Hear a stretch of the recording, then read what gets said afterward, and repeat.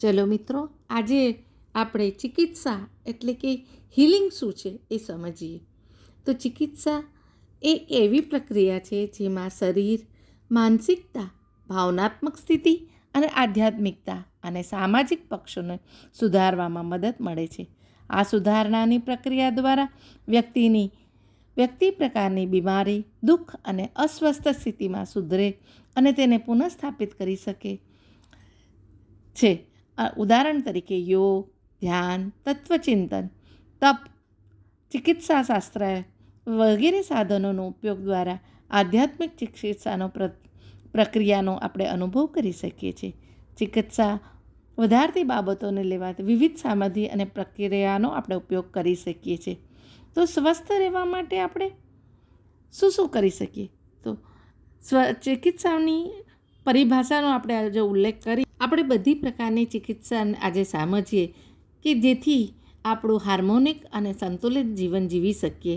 તો એના પહેલુંનો વિચાર કરતાં આપણે વિભિન્ન પ્રકારોને સમજીએ. પહેલો પ્રકાર છે શારીરિક ચિકિત્સા એટલે કે ફિઝિકલ હેલ્થ હિલિંગ. આ એક એવી સુધાર પ્રક્રિયા છે જે મનના ઘાવો ભરી બીમારી અને ઇલાજ કરી શારીરિક બીમારીમાં ઉપચાર સાથે સુધાર થવો. બીજું છે ભાવનાત્મક ચિકિત્સા એટલે કે ઇમોશનલ હિલિંગ. અહીંયા આપણે ભાવનાત્મક ઘાવ જેવા કે કોઈના બોલવાથી મનને દુઃખ થવું અને તેની સાથે આપણે એક અલગ પ્રકારનો દુઃખ સાથે સંબંધ બનાવી લઈએ છીએ.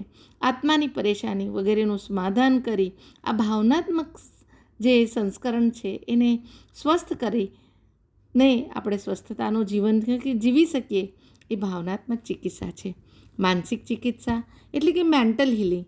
માનસિક ચિકિત્સામાં તણાવ, ડિપ્રેશન અને ઘણા મનોવૈજ્ઞાનિક વિકારોની સાથે બોડીમાં જમા થાય છે તો તેને દૂર કરી એના માટે આપણે ડૉક્ટરને પરામર્શ કરી શકીએ છીએ અને શું છે એનું મૂળ કારણ શું છે એ જાણી માનસિક સ્વસ્થતા વધારવા માટે મદદ કરી શકીએ છીએ. ચોથો પ્રકાર છે આધ્યાત્મિક ચિકિત્સા એટલે કે સ્પિરિચ્યુઅલ હિલિંગ. આધ્યાત્મિક ચિકિત્સા એ આત્મા અને પરમાત્માનો સંબંધ અને તેને અસ્તિત્વને આપણે સાધારણ રૂપમાં સંતુલિત કરી શકીએ તે માટે આપણે શું કરી શકીએ છીએ? તો તે માટે આપણે ધ્યાન કરી શકીએ છીએ, ભગવાનની પ્રાર્થના કરી શકીએ છીએ, પૂજા અને સામગ્રી લઈ અને ભગવાનની આરાધના કરી શકીએ, પ્રકૃતિ સાથે જોડાય, ઉચ્ચતમ શક્તિઓ સાથે જોડી અને પોતાની જાતને વધારે સ્પિરિચ્યુઅલ એટલે કે આધ્યાત્મિક તરીકે આગળ વધારવાનો પ્રયત્ન કરી શકીએ છીએ. પાંચમું છે સામાજિક ચિકિત્સા એટલે કે સોશિયલ હિલિંગ. સમાજ ચિકિત્સાનો આપણે જ્યારે વાત કરીએ ત્યારે આપસી સંબંધો છે.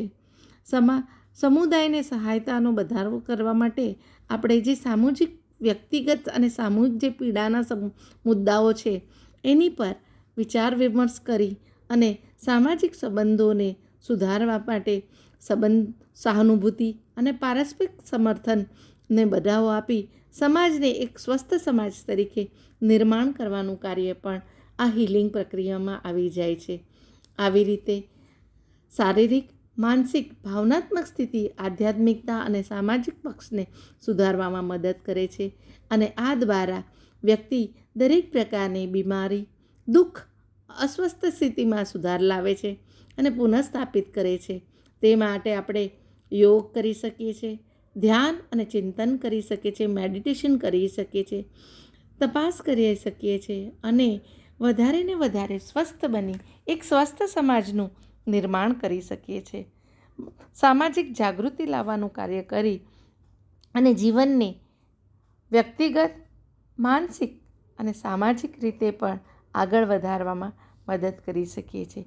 તો ચાલો આજથી જ શરૂ કરીએ આપણે સ્વસ્થ જીવનની પ્રક્રિયા.